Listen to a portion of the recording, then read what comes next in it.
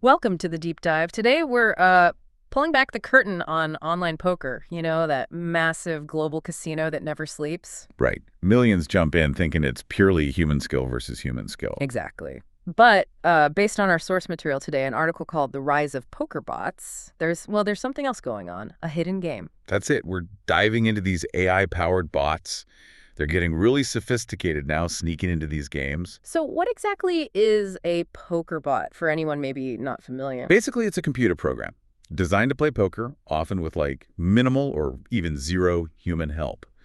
And they're getting scarily good at pretending not to be bots. Okay, yeah, let's unpack that sophistication. The article mentions things like mimicking how a person would actually move a mouse, even fake chatting. Yeah, exactly. They randomize movements, decision times, stuff like that. They're trying hard not to look robotic. So not like the old days where maybe a bot would always take, I don't know, exactly 2.3 seconds to act. Precisely. They build in that variability, pauses, Like a human might hesitate or think things through. It makes spotting them much harder using those old simple checks. And here's the bit I found really kind of wild. The source says some bots will deliberately lose hands sometimes. Right. Think about that. It's like a calculated loss, an AI making a mistake on purpose Yeah, just to seem more human, less perfect. that's quite the strategy. A bluff in itself, almost. Totally. And the sources talk about two main ways these things operate. You've got your fully automated one. Just playing by themselves? Yep. And then there's this other model, the human-in-the-loop one. Okay, human in the loop. That sounds harder to catch. How does that work? Well, it means there's a real person there at the computer, but they're essentially just clicking the buttons based on what the bot tells them to do. Ah, I see. So the AI is making the decisions, but a human does the physical action. Exactly. And that bypasses a lot of security checks looking for purely automated software behavior. It's clever, in a way. So those classic tells, like identical timings, are playing exactly the same way across multiple accounts. They're becoming less reliable because the bots adapt, and sometimes there's even a person involved. It definitely makes detection a moving target. Which brings us to maybe why poker is such a tough nut for AI to crack compared to, say, chess. That's a great question. Because AI conquered chess ages ago, right? But poker's different. Massively different. Chess is perfect information. You see the whole board, all the pieces. But poker, it's all about what you don't see, your opponent's cards. Exactly that. Hidden information is key. And then there's the whole psychological layer. Bluffing, reading people, misdirection. That's tough for a machine. Yeah, how do you code a gut feeling or read a subtle tell through a scream? Well, they try, but it's incredibly hard. Plus, the sheer number of possibilities in something like No Limit Texas Hold'em is just astronomical. The article mentions something like more possible game states than atoms in the universe. Something like that, yeah. Just mind-boggling complexity. You can't just calculate every single outcome like in chess. So because it's so complex, hidden info, psychology, this vast possibility space poker actually became this, testing ground for cutting-edge AI. Absolutely. A proving ground is a good way to put it, especially for things like neural networks, AIs that can learn and adapt in really uncertain situations. Which maybe inevitably led to this tech moving from research labs to black markets. Our source mentions researchers, like at Carnegie Mellon, building bots that beat top pros back in 2017. Right, often for academic purposes to push AI boundaries.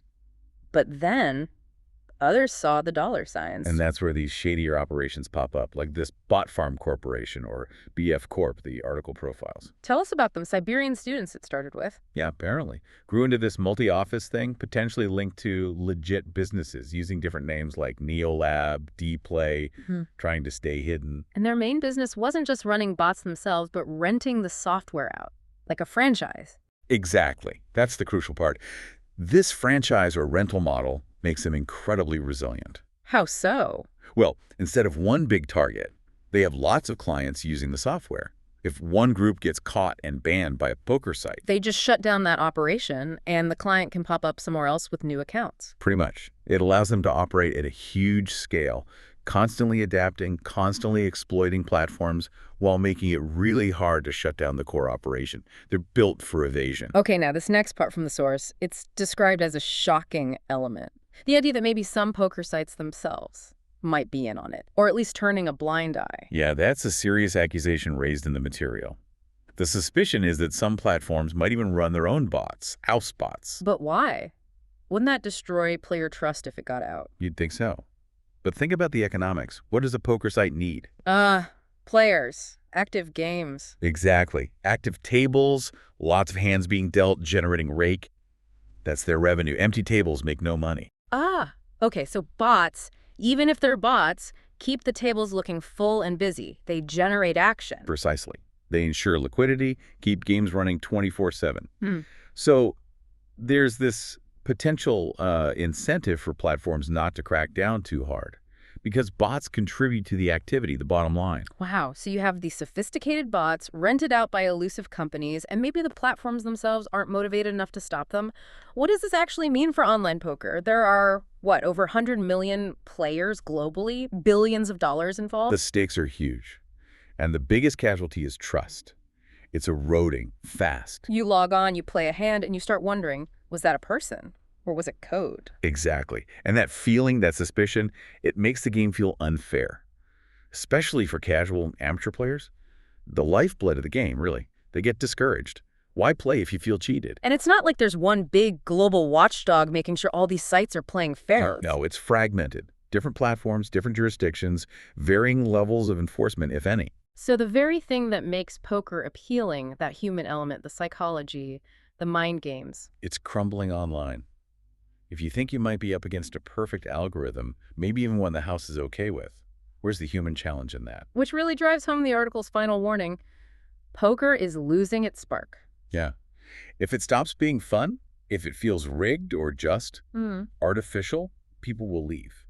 And with these bots hiding so effectively, that fun is definitely fading for many. So we've seen how these bots work, how they've evolved from research projects to tools for black market operations like BF Corp, the scale of the problem, and this really troubling question about whether the platforms themselves might be complicit, even slightly. It paints a pretty grim picture for the future of genuinely human competition in online poker. Absolutely. It really highlights how these automated systems, specifically designed to mimic us, to appear human, can infiltrate and potentially undermine spaces we assume are built on human interaction. Which leaves us, and you, with a final thought to chew on, really. This trend we're seeing in poker AI mimicry, automated systems operating at scale, eroding trust on platforms. What does it suggest about other online spaces? Social media, maybe? Competitive gaming? Anywhere that relies on that assumed foundation of human interaction and trust. Are we heading towards a future where distinguishing human from code online becomes increasingly difficult or even impossible? And what does that actually mean for how we connect, compete, and trust each other in the digital world? Something to think about.